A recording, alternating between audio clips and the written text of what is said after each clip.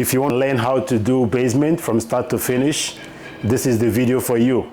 So if you have not subscribed to this channel, please just go down there, click the subscribe button right now, so you see the updates.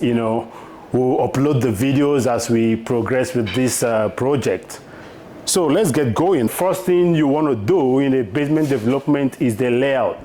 If you get the layout wrong, it's going to be tough doing both the drywalling and the finishing. So if you want to get any job done right, make sure the framing is done right. And the framing is done right if you start getting it right from the layout. So I don't want any debris on the floor. I want to get the floor clean. And then me and my buddy here, we're going to snap chalk lines. We get going. Yeah. Okay guys, this is how we're going to do this.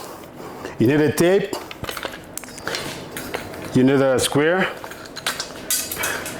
and a level, at least 4-foot level. I will show you why.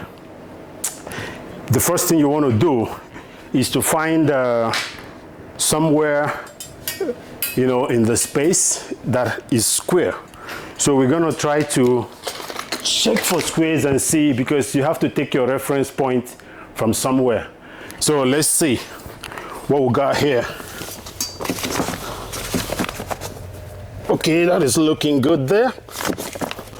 So we know it's square if the edge of this square is touching the wall on that side, and on this side is touching the wall as well. If it touches the wall here and it's touching the wall there, it's fairly square. We can actually start from this washroom, because once it's square from one side of the building, you're going to maintain that square, going all the way out. Okay, now the next is to check out our layout. We should have, now look at this.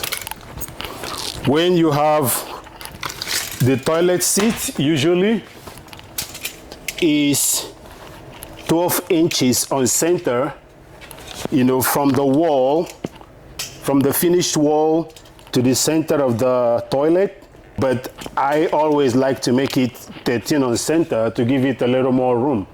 So depending, you can have manufacturer's defect, in the toilet that you bought or anything. So usually I like to have that wiggle room, to be able to play around. So instead of 12, I make it 13. Remember, the National Building Code is a standard, but it's just a minimum standard.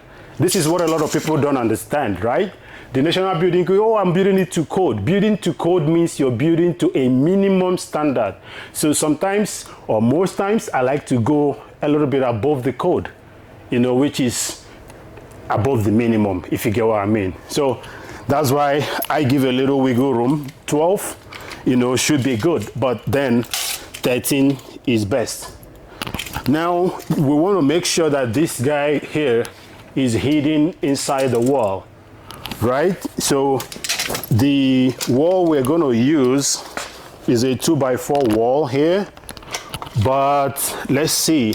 If we use a 2x4 wall, a 2x4 wall is 3.5 inches. So if we use a 2x4 wall there, very much likely this is not going to be entirely buried. So I'm going to come out a little bit. I want to be somewhere here. But remember, we're taking our measurement, bearing in mind the worst we can get to is 12 on center. So which means whatever I'm doing, I need to end my wall somewhere here. So I can have this 1/2-inch drywall, covering this stud here. So if I put the stud going this way, I have this 1/2-inch drywall. So from here to here, you can see I have 12 inches, which is just 1 foot to the middle of this toilet. So that explains to you why they put this here when they are doing the roughing. It was done on purpose because they already took that measurement into consideration. Okay, so what we're going to have is that our wall is going to start from there. So let's check again and see what we have here. So which means we're going to start 4 inches from that wall, right? What you want to do is you keep factoring in everything that is going into that framing. I want to start with this washroom framing, because this is one of the most difficult part of the framing job when you're doing a basement, framing out the washroom. This thing here is the drainage for the bathtub, which was done as part of our roughing. You remember when I was doing one of my real estate videos, I showed you guys the importance of hiring me as your real estate agent, because it makes sense to be able to put all these things in perspective before you finish this roughing, and then you call in a contractor to do the basement, and they have to start breaking the floor, to start repiping all the plumbing, if you get what I mean. So, but for this one, because we were here right from when this was started, you can see how all the roughings were nicely done, right? The drainage is exactly where we want it to be. You can see the toilet seat exactly where we want it to be, spot on. Usually, a standard bathtub is 60 inches, right? But when you're framing for a bathtub, you should frame it 60 1/4. The reason is that, same thing I said before, you want to have a wiggle room to play with. So you have 1/8 on that side and 1/8 on this side, to be able to fit in the bathtub nicely, Always factor in the fact that manufacturer defects can happen, okay? So that is why anytime you're doing framing, you're putting allowances. So for this, even when the top is 60 inches, right, we're going to make the rough opening for that bathtub 60 1/4. And remember, we said we're coming in 4 inches of the wall. That is where the stud is going to start. So if our stud is going to start 4 inches of the wall, which means on that side, I'm going to have 64 1/4. So let's go and get 64 1/4.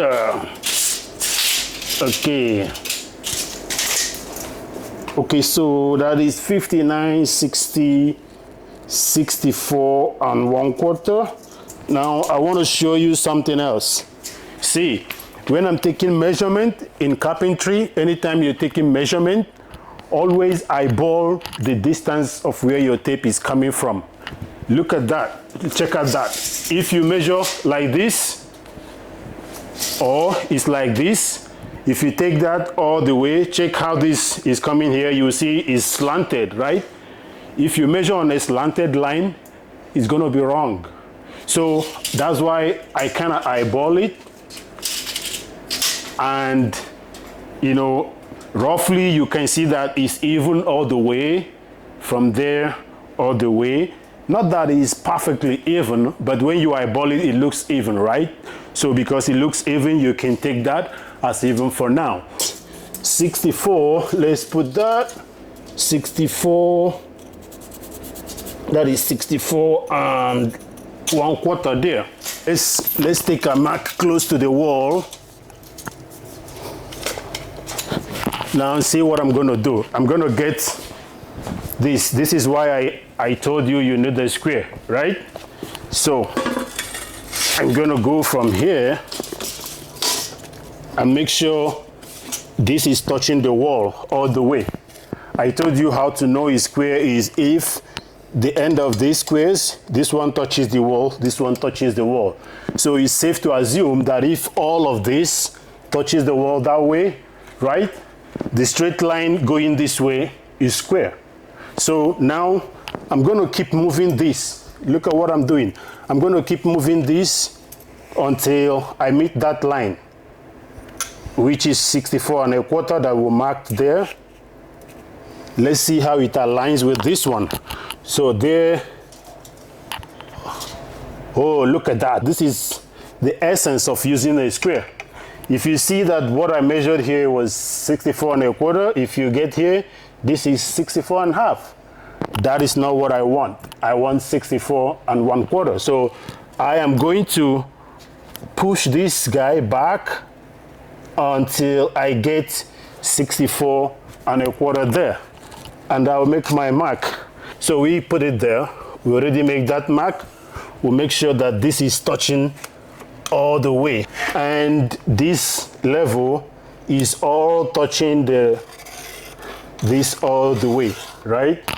Once I establish that, I will hold this one firmly on the floor, right? Watch what I'm doing, watch what I'm doing. I will hold this, use one off. Mine is hold this. That is going to be my line. And now we're going to come back and take some measurements. Let's see how good we are here. Now, oh my God, look at that. Come and take a look. Come and take a look. Can you see that? Right on the money, 64 1/4.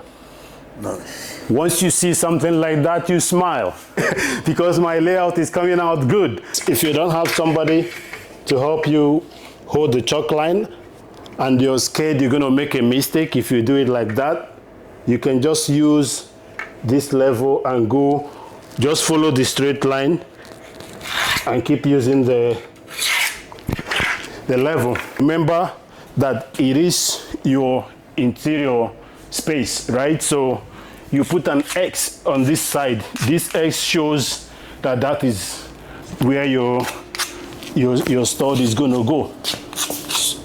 Now, when we are doing layout, initially I like to do all the 3 1/2.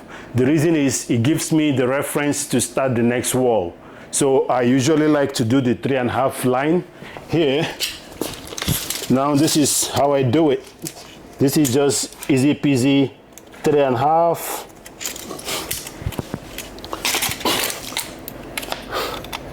Three and a half, and we'll go to the end. 3 1/2 there, and I'm going to snap the chalk line right on that line, right? And go back. So hold it past the line to the end of the stud, but make sure it goes right above the line. Yeah.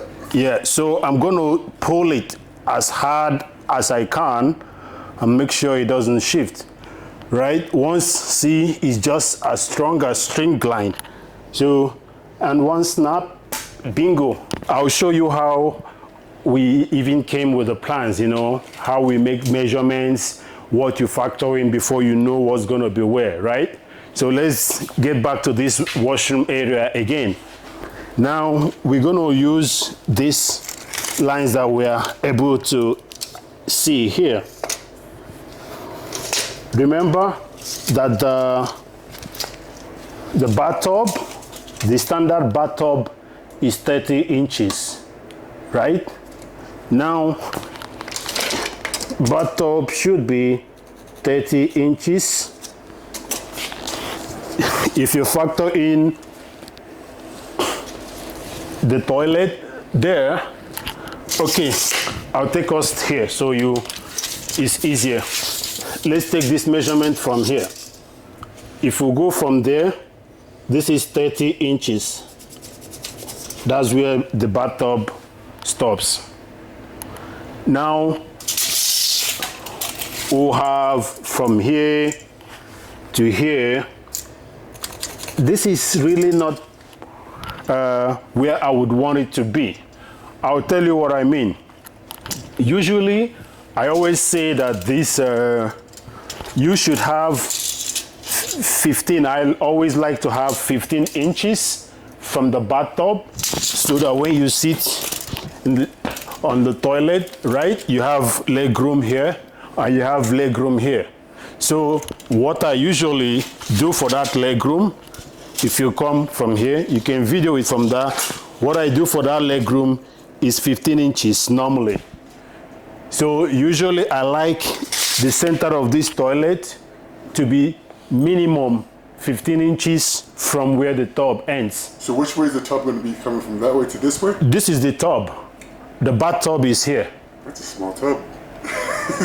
That is a standard tub. Really? Yeah, it looks like a small tub, but that is huge. Oh yeah, no, a tub is 60 inches. That's what I measured. Oh wow. Yeah, that's why we got this at 64, knowing that there is 4 inches here. Think about it, yeah. Then right. now 60 inches.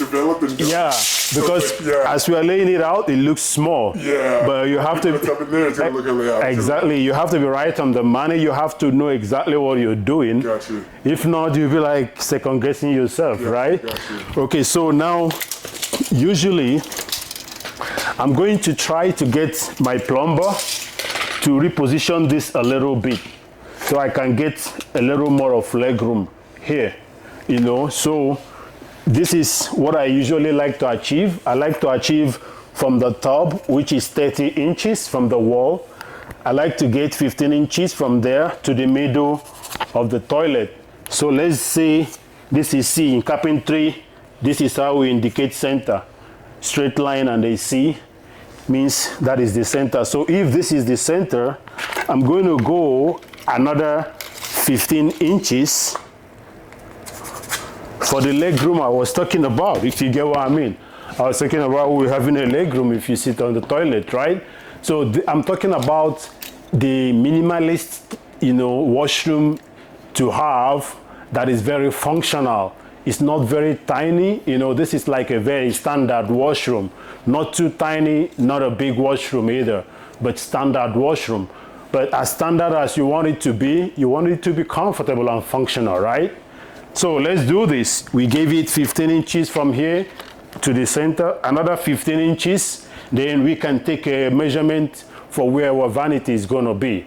So depending on the vanity you want to put there, it's either you want to use 30 inches, you want to use 24 inches, whatever you want to use is up to you. So if you want to use 24 inches, you measure 24 inches. Now, remember, that's why in carpentry, you're always thinking ahead.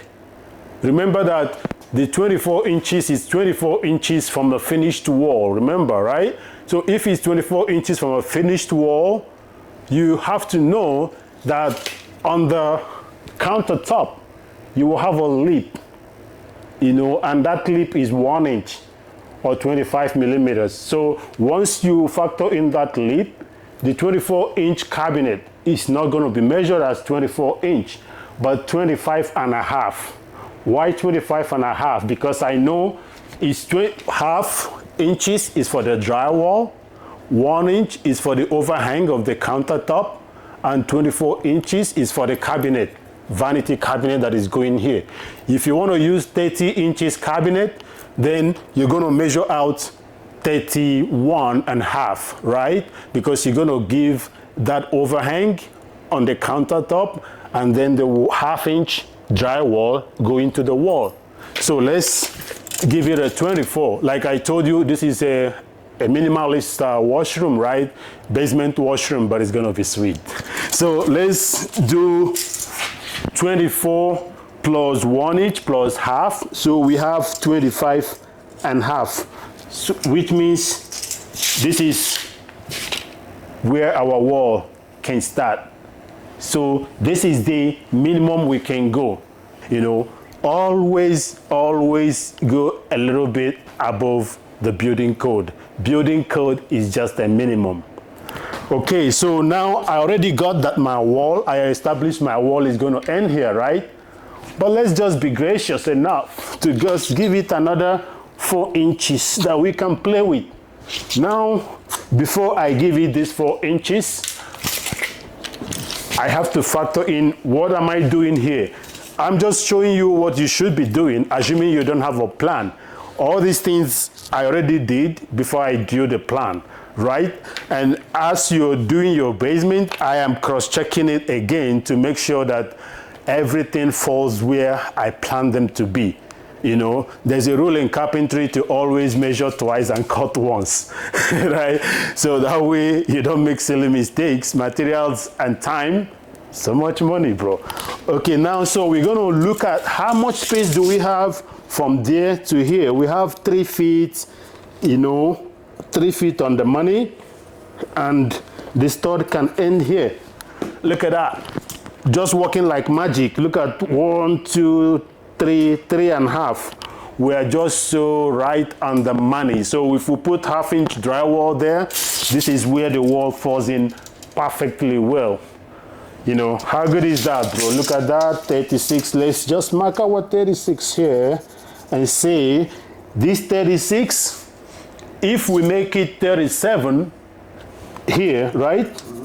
It means we can have 1/2-inch drywall there, 1/2-inch drywall on this part of the wall, and the finished wall will be exactly 36 inches. So that is why you're always thinking ahead in all the layouts.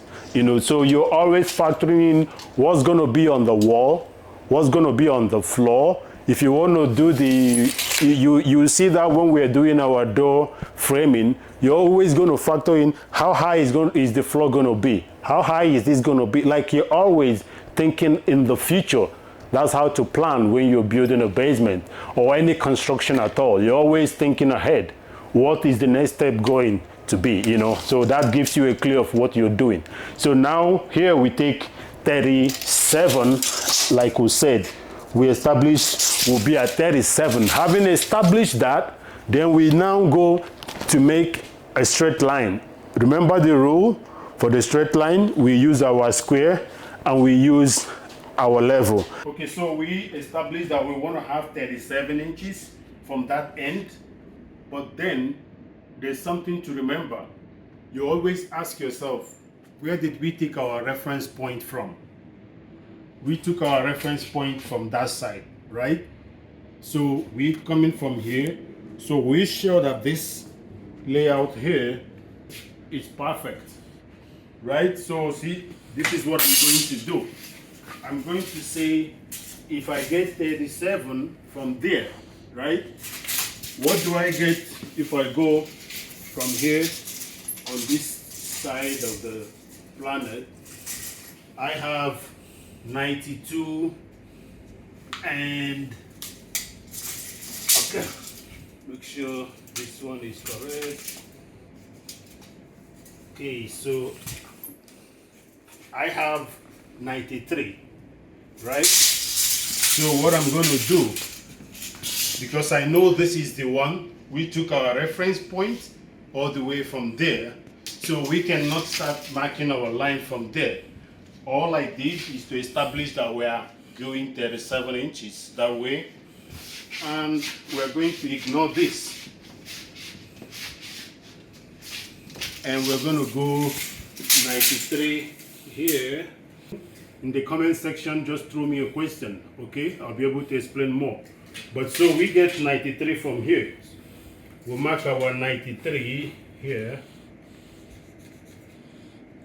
So we know where our wall is going to terminate at 93. Now, this is where it gets easier. All we need to do is to just line ourselves up with that line. Once this is lined up correctly, hold it perfectly in place to make sure you're seeing the same line all the way, and you hold it, then you draw this line.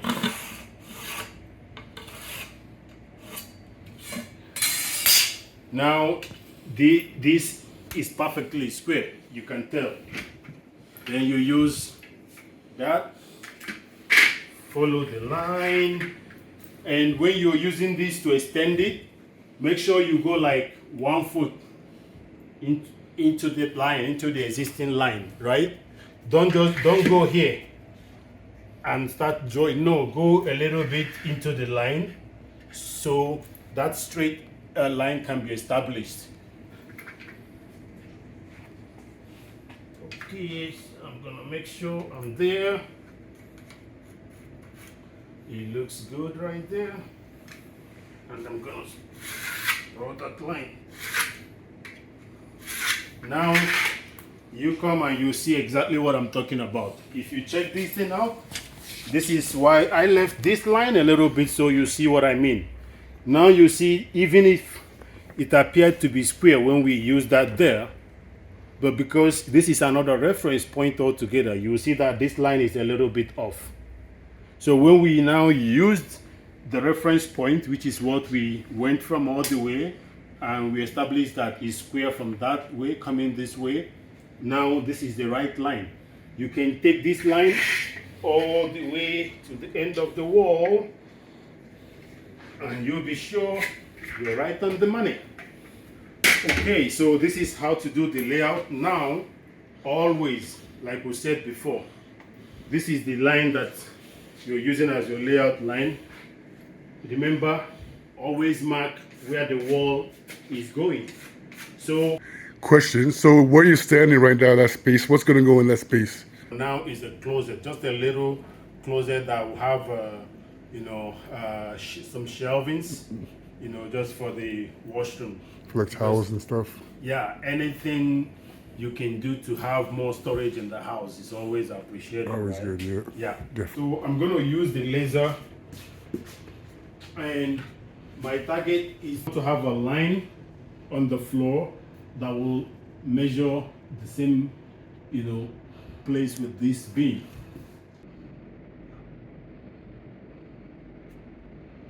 Okay. Okay, yep, that's more like it. That's right on the money. Yep, good. So, I'm gonna make a mark on that line here.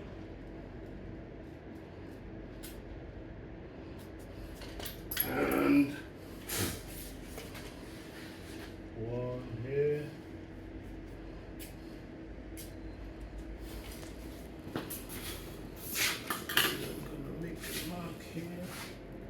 You see how here, because of the sun, I cannot see the red laser mark. So what you do, you find something dark and put, on the part of the line so that you can see exactly where the line is. So in this case, I put my finger there. I can see the line here, right? So now we're going to snap the chalk line all the way. Yep, that is the line. Now the reason I'm putting all those marks on the floor is so we can remove the laser. You don't want to be snapping the line and then the laser is just crossing your eyes. That is really not good. So yeah, let's snap the line.